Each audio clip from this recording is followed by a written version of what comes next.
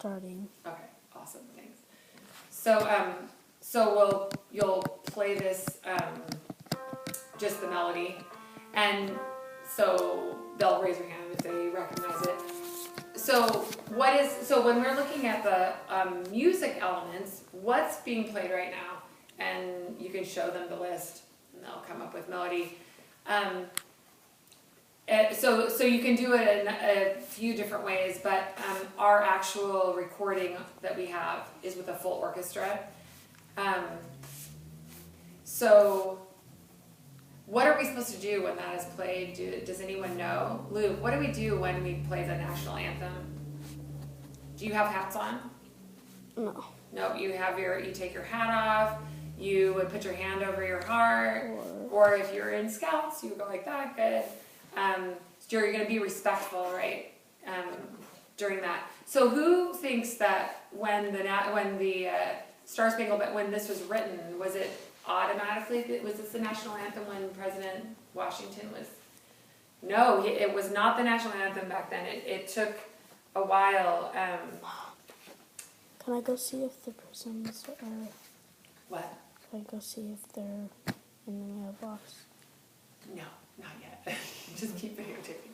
So you can go into as much depth into the harmony before you play the full version of, so that they have this kind of distraction here where they have you play the Music Man. There's a section from Music Man that has, and this, I am going to do this with my kids because I think it'll be hilarious. But it's however comfortable you are with singing yourself. So if you just put in Music Man Ice Cream in YouTube, and I'll write that in the notes, the very first thing that comes up is this thing for Music Man. So you can play it, and most of the teachers will let you just connect to be able to play this over the top. And you can explain a little bit about what the Music Man is. So you've got these 4 guys in their town.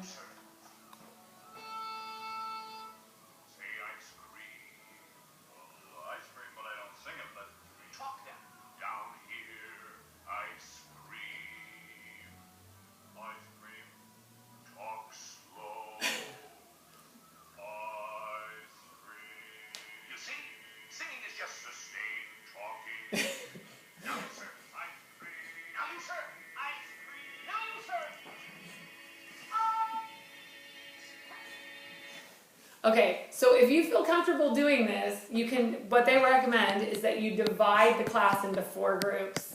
And you have one start, and you can use the video and just go, so you would say ice cream, and then you move to the next group and have them keep singing that. Ice cream, ice cream. And I think you can do ice cream, it's an octave higher, or you can go ice cream. So it actually does this kind of funky harmony. And then you just have them all, okay, ready? Do it. And some kids are tone deaf, they won't be able to do it. But if you have 6 or 7 kids doing each part, I think they'll think it's pretty cool. And so just have it, and then you can actually do dynamics with it. You can go, ice cream, and get them loud and quiet. So I thought that would be fun to teach about harmony, and that you can easily, you don't have to there's a song that plays after that, and it's long. But that's just to kind of show them about harmony. What video is that? It's in the Music Man, the musical, The Music Man. Mm-hmm. If you type in Music Man Ice Cream in YouTube, that is the very first thing that comes up. But I'll write it all in the notes if you forget, don't worry. So then then it takes you back to the Star Spangled Banner.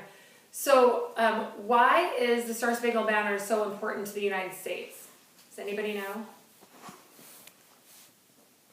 And then basically it became our national anthem, and the story is in the book, but basically, Luke, do you remember the story of the national anthem?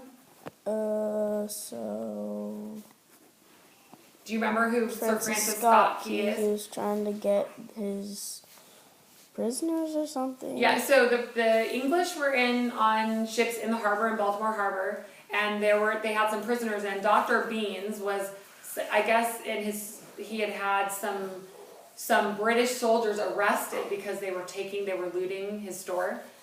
And then the British basically just arrested him and took him prisoner. And so Francis Scott Key was going out there to negotiate. He was a lawyer. He was going out to negotiate their release. So he was out there with a couple other people.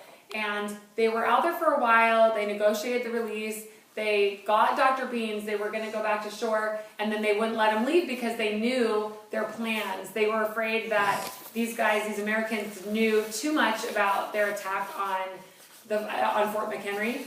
So they had to sit and watch this attack happen.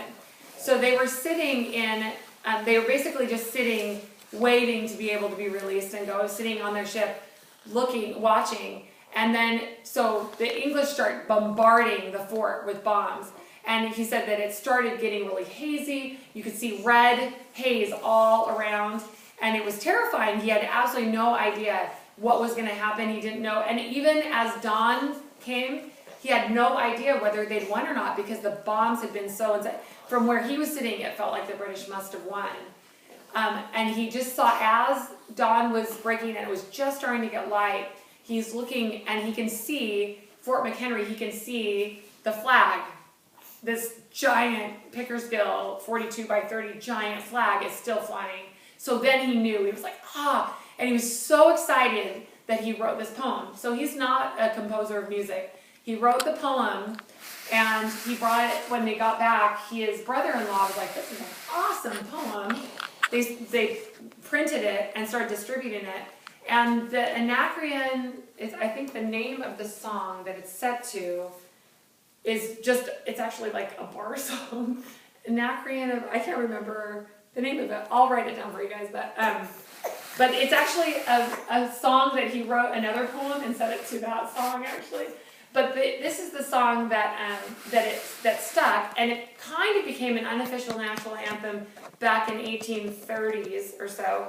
But it wasn't considered our national anthem until 1931. President Woodrow Wilson declared that it was our national anthem. Now it's a really hard song to sing because it makes the range. There's a lot of jumps, and it's a really, really big range. So the way they have you end the lesson is you've got this candle still going.